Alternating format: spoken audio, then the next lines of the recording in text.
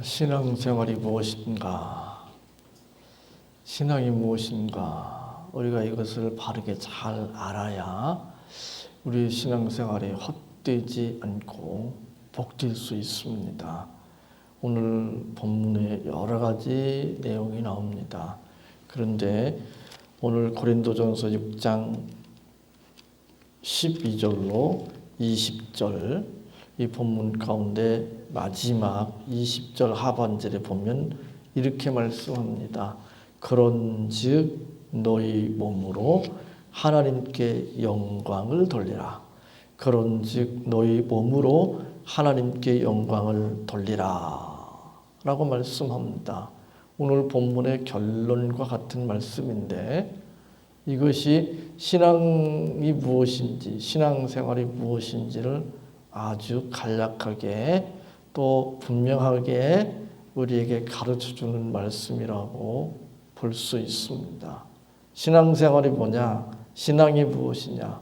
우리의 몸으로 하나님께 영광을 돌리는 것이다. 이렇게 말할 수 있습니다. 영어 성경에 보면 오늘 이 6장 20절 하반절에 이 표현이 이렇게 되어 있습니다. Therefore glorify God in your body. In your body. 너희의 몸으로. 또 어떤 영어 성경은 So you must honor God with your body. With your body. 그런 표현을 사용하고 있습니다.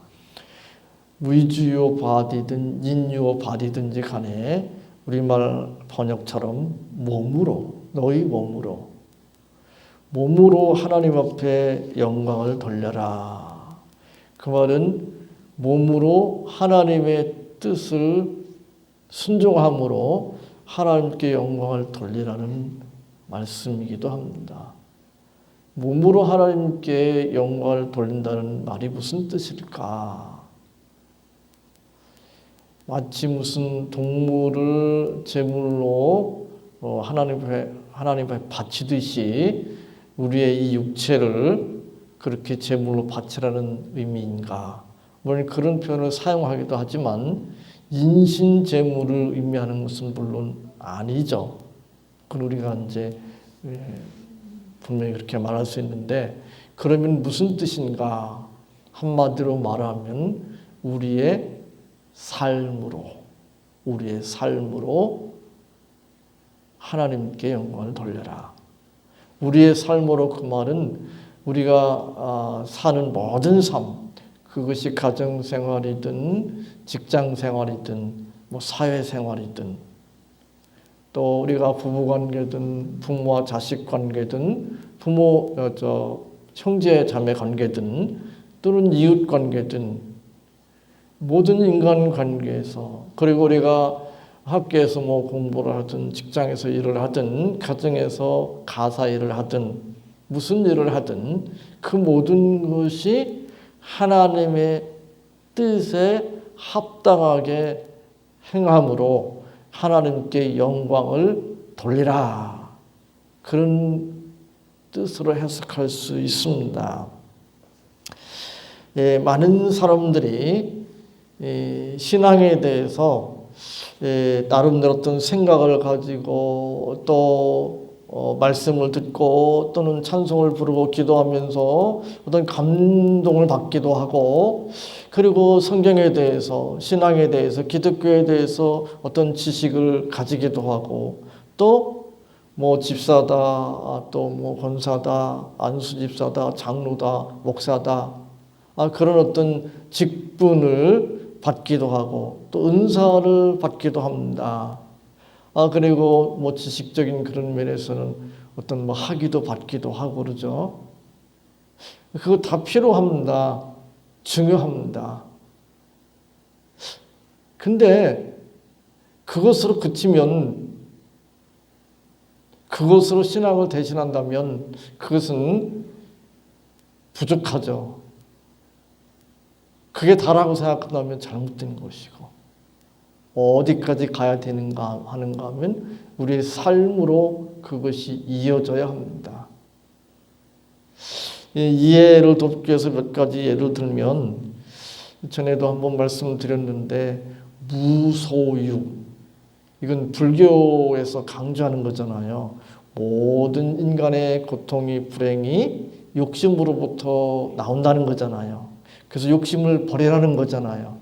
그래서 욕심을 버리는 가장 그 대표적인 것이, 상징적인 것이 무소유잖아요. 무소유. 그 무소유를 강조했던, 그것을 방송에 나와서 사람들한테 아주 감동적으로 가르쳤던 중이, 알고 보니까 서울에도 아파트가 있고 또 외국에도 뭐 부동산이 있고, 그게 밝혀지면서 사람들이 실망했잖아요. 그 왜 실망한 거죠? 그래서 그 증은 무소유가 모든 고통과 불행으로부터 우리를 구원해 줄 것이라고 생각을 했을 겁니다, 아마. 그렇죠? 그리고 그래서 사람들한테 그것을 말하고 가르쳤을 것입니다. 근데 자기의 삶은 아니었죠. 자기는 무소유가 아니었습니다. 그러니까 사람들이 실망하는 거죠. 그건 아니잖아요. 그죠? 우리가 이제 그 현재 정부가 이제 이 대통령을 비롯해서 청와대 비서진들 또 내각들을 보면, 제가 얘기하기가 좀 조심스럽긴 하지만 운동권들이 이게 주 멤버잖아요. 그죠? 근데 이제 뭐 요즘은, 예전에는 그런 걸 대놓고 얘기 못 했는데 뭐 조국을 비롯해서 뭐 특정 인물 이야기하는 것은 자기가 분명하게 얘기하니까 사회주의자라고 그러잖아요. 이 사회주의자들이 내세우는 것은 공유잖아요. 공유. 그죠? 공공형 뭐 어쩌고 저쩌고 이런 걸 막 많이 얘기하잖아요. 그게 일반화되어 있잖아요. 그죠? 그게 다 이제 그런 사회주의 이데올로기에서 나오는 거잖아요. 물론 사회주의 이데올로기는 다 나쁘다 이렇게 얘기하는 건 제가 아니지만, 그러면 그렇게 이야기했으면 자기들은 어떻게 해야 되죠? 그렇게 그걸 강조하고 막 그걸 추진했으면 자기들은 어떻게 해야 되죠? 사유재산을 누리고 그런 쪽으로 가면 안 되죠. 그러고 가면 안 되잖아요. 근데 실제로 그렇게 살잖아요. 그래서 실망한 거잖아요. 그래서 얼마 전에 치러진 재보궐선거에서 완전히 민심이 뒤바뀌어 버렸잖아요. 공정, 평등, 정의를 주장한 정부, 그걸 내세우고 그걸 슬로건으로 내세우고 출발한 정부였는데, 보니까 그건 일반 국민에게는 그걸 주장하면서도 자기들은 아니었잖아요. 그래서 내로남불이라는 말이 만들어졌잖아요. 그게 그 짬뽕된 그런 말인데, 이번 재보선 선거를 통해서 일본이라든지 미국 같은데 내로남불이라고 하는 한국의 단어가 소개되고 있잖아요. 아주 특이한 언어죠. 이런 걸 보고 사람들은 실망하잖아요. 등을 돌리잖아요. 우리도 마찬가지예요. 신앙도 마찬가지잖아요. 신앙이라고 하는 생각과 어떤 감동과 또 어떤 그 지식, 또 뭐 어떤 직분을 받는 거, 뭐 은사를 받는 거, 그것으로 멈추고 하나님께서 원하시는 그런 삶을 우리의 가정 또 직장 속에서 살아내야 되는데 그렇게 하지 않으니까, 이게 세상 사람들이 믿는 사람들을 향해서 너나 잘해 그러고 교회를 자꾸 비웃잖아요. 실망하는 거잖아요. 그죠? 우리가 지금 뭐 다른 뭐 정치 또 무슨 다른 종교에 있는 그런 사람도 이야기했지만 우리도 할 말이 없잖아요. 우리도 마찬가지잖아요. 신앙이 뭔지 신앙생활이 뭔지를 잘 모르고 그저 생각하고 감동받고 성경에 대한 지식을 가지고 있고 직분을 받으면 그게 전부인 것처럼 살았던 거예요. 가정생활은 직장생활은 하나님의 말씀하고는 뜻하고는 전혀 상관없이 분리된 그런 삶을 살았습니다. 이중적인 삶을 살았습니다. 그래서 세상 사람들이 실망할 수밖에 없었습니다. 그래서 믿는 사람들을 향해서 교회를 향해서 비웃을 수밖에 없었습니다.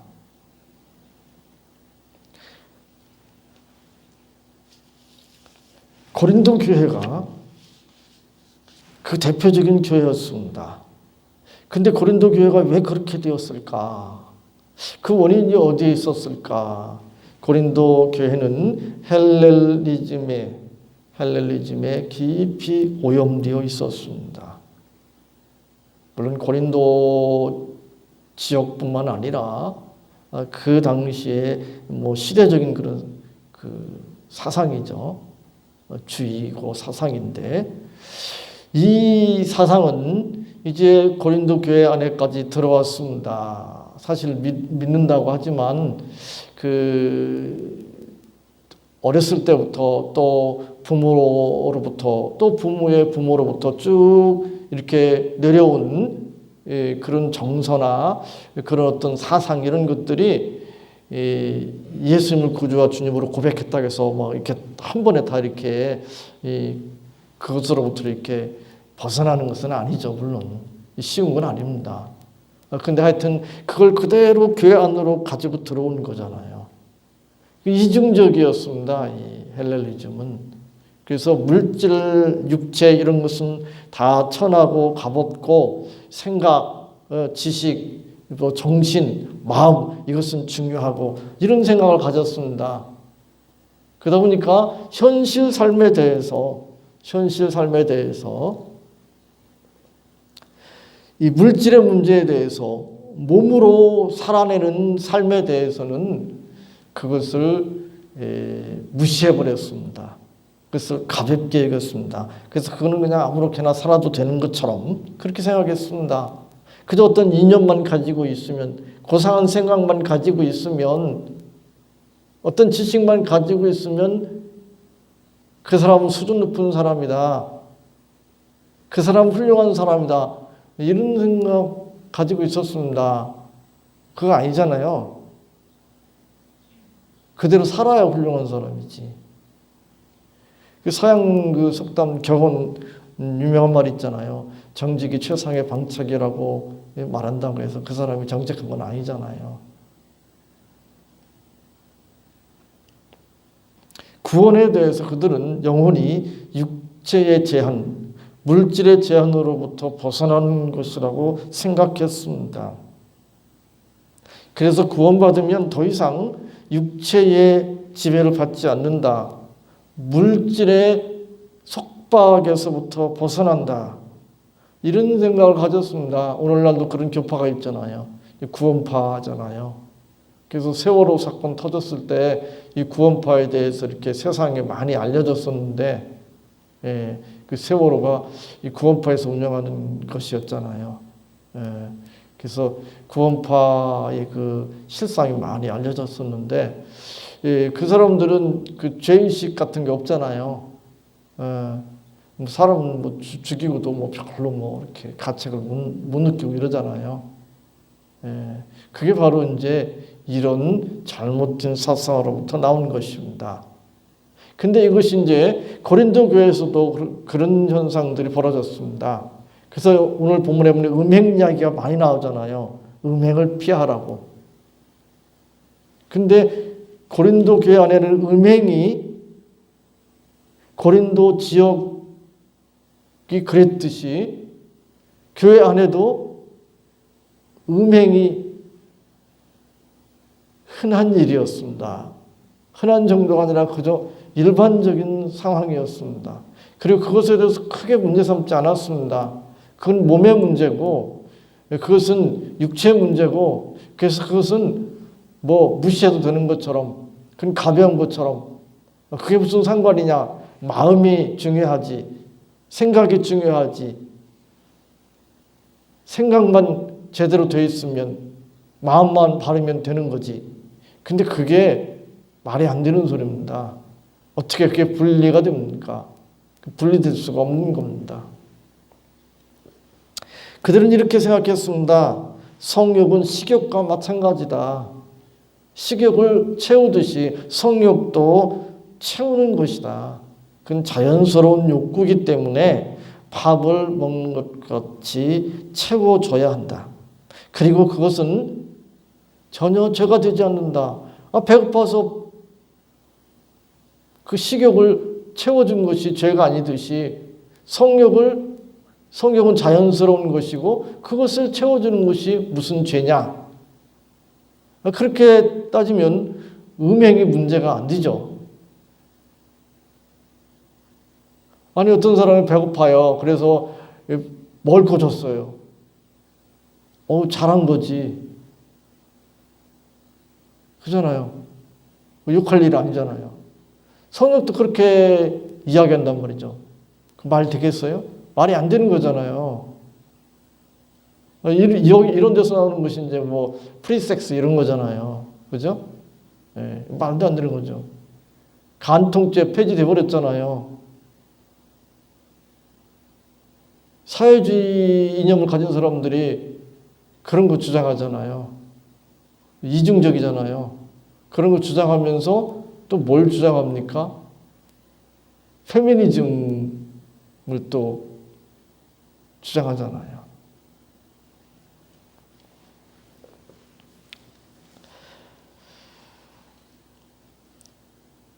마음이 중요하고 정신이 중요하지.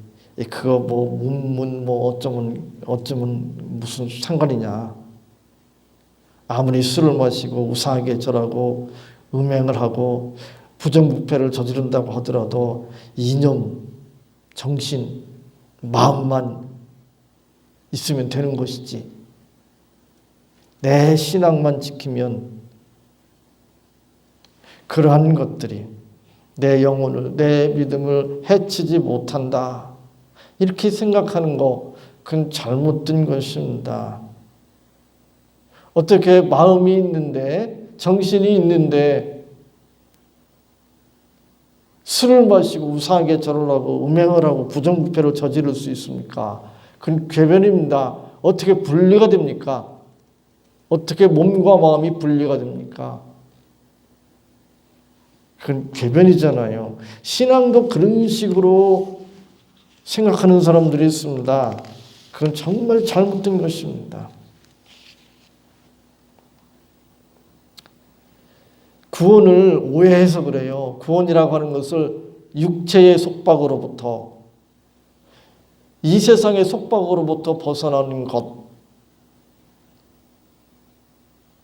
이렇게 구원을 생각하니까 불교도 그렇게 생각하잖아요. 불교도 그렇게 생각합니다.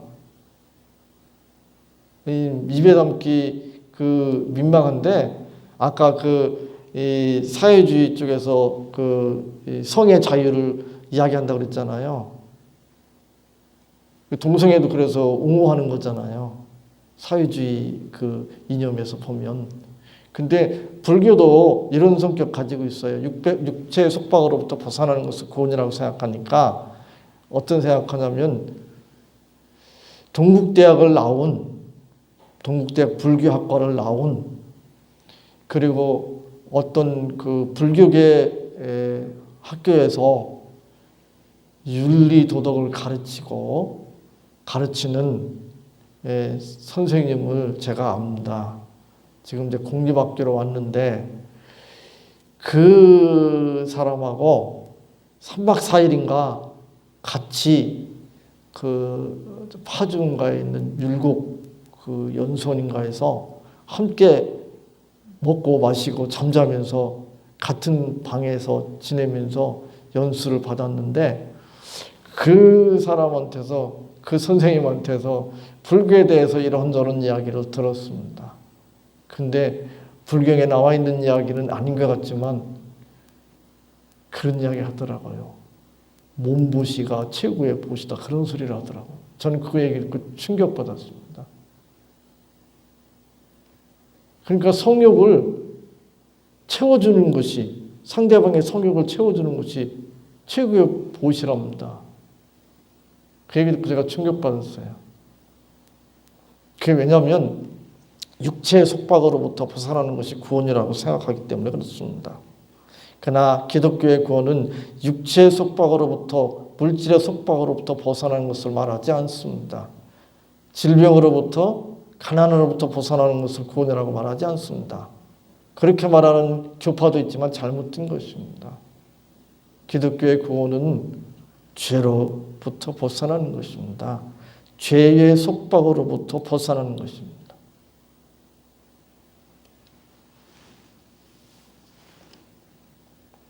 오늘 6장 12절에 이렇게 말씀합니다. 모든 것이 내게 가하나 다 유익한 것이 아니요 모든 것이 내게 가하나 내가 아무에게든지 제재를 받지 아니하리라. 우리는 자유합니다. 그런데 불신자들과 우리와 다른 점이 있습니다. 불신자들도 자기들이 자유하다고 생각할지 모르지만 그들은 죄의 종입니다. 죄의 종이에요. 근데 우리는 죄로부터 자유합니다. 불신자들은 죄의 종이기 때문에 자기 욕심만 채우면 되는 거예요. 그것을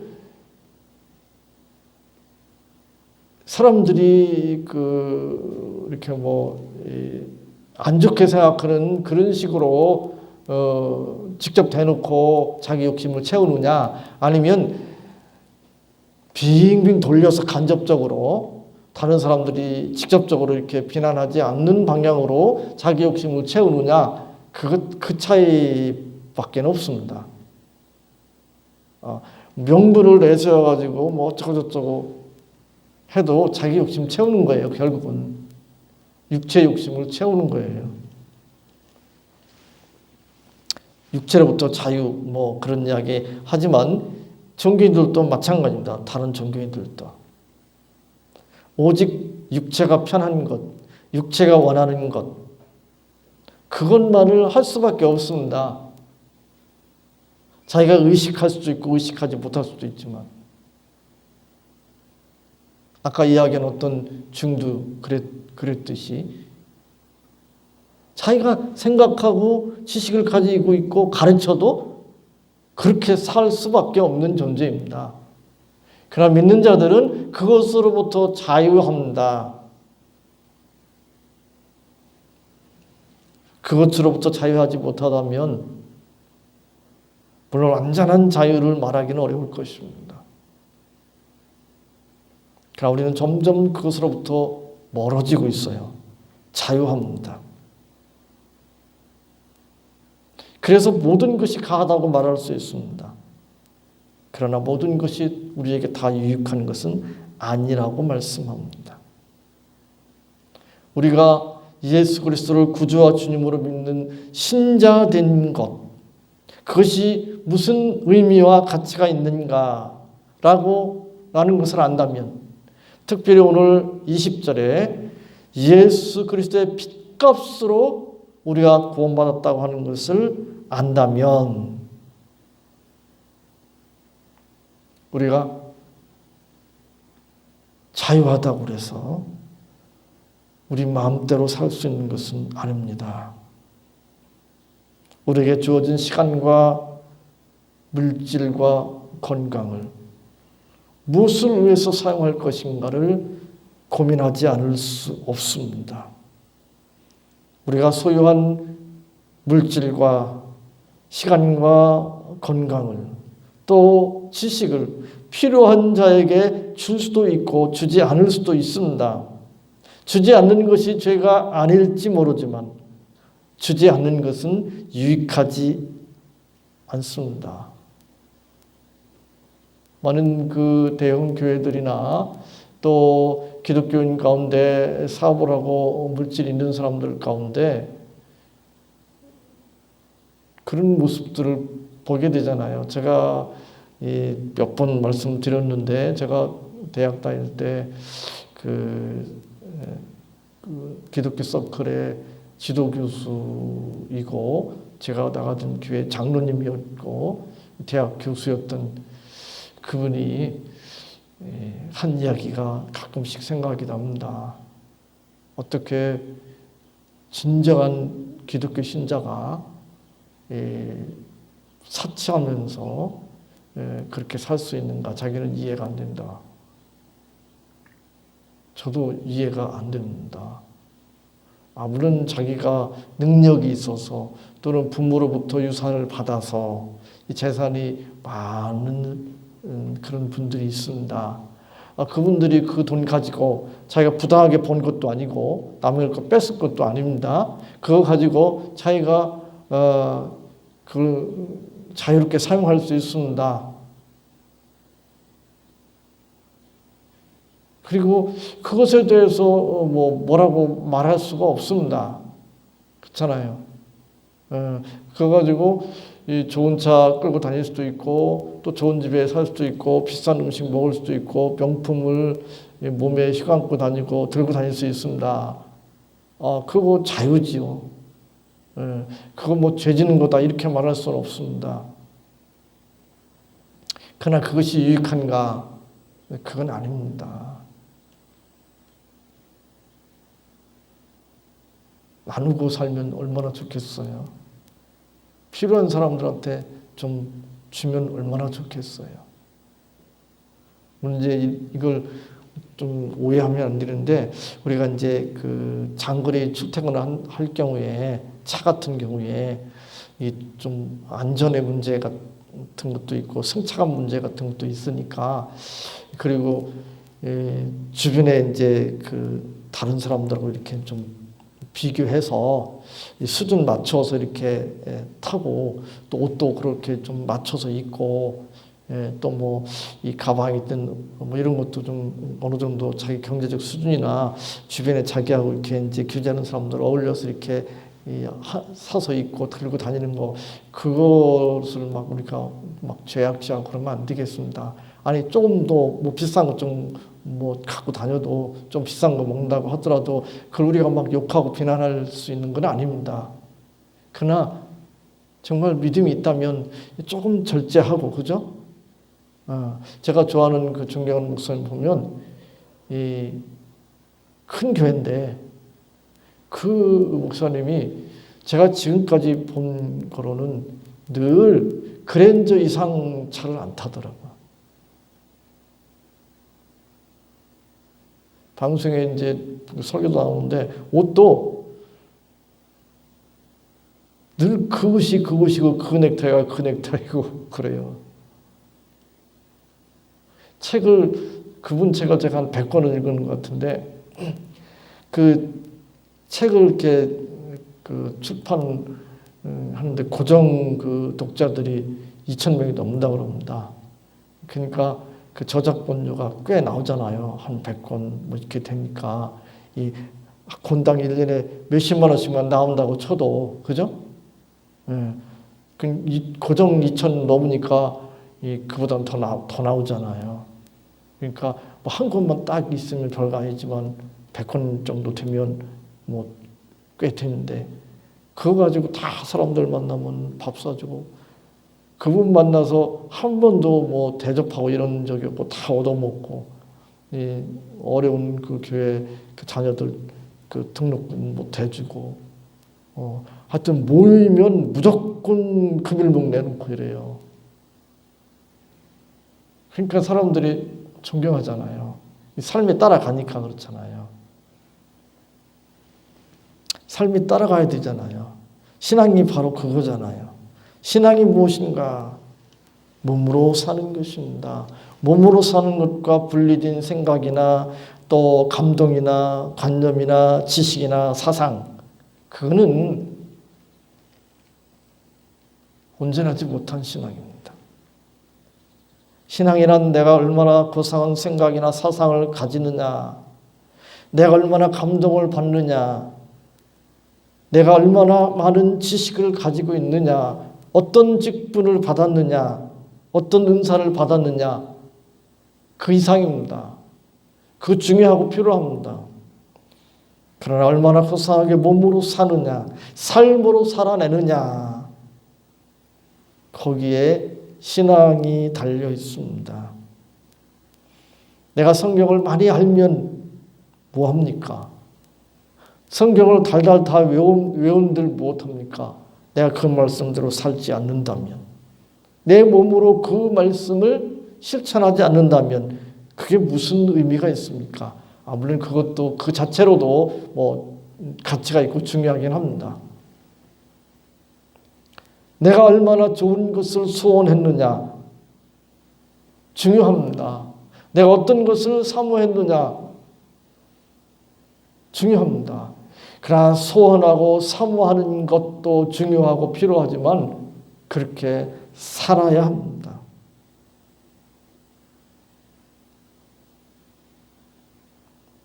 생각만 하고 지식만 가지고 감동만 있고 소원만 있고 기도만 하고 말만 하고 가르치기만 하고 자기는 그렇게 살지 않는다면 이건 잘못된 것이죠. 제가 이해를독교에서 아까 몇 가지 말씀드렸지만 무소유를 자기가 사모하는데 그거를 좋다고 생각하고 또 사람들한테 가르치는데 자기는 소유를 자꾸 추구하면 이건 아니잖아요. 그죠? 공유를 자꾸 이야기하는데 자기는 공유를 안 해. 그건 아니잖아요. 신앙이란 무엇인가? 우리의 생각과 우리의 감동과 우리의 이념과 우리의 지식과 우리의 소원과 우리의 말과 가르침을 뛰어넘어서 우리의 삶으로